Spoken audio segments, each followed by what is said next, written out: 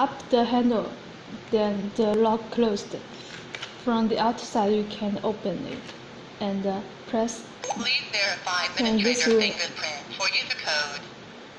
To add the administrator fingerprints. So my administrator fingerprints already set up. You can see. Please open door. Okay, open the door. And you press Please this verify again. Administrator fingerprint for user code. Verify the 1. Add fingerprint. 2. Delete fingerprint. 3. Clear a fingerprint. 4. Add user code. 5. Delete user code. 6. Please confirm deleting 7. Void wedge. 8.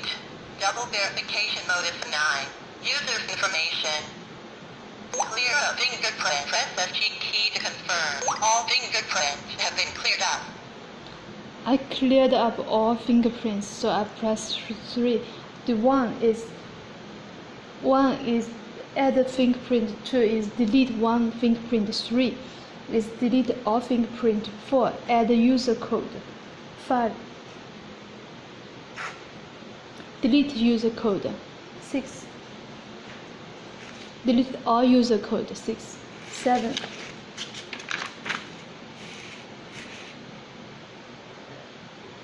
set up the voice system.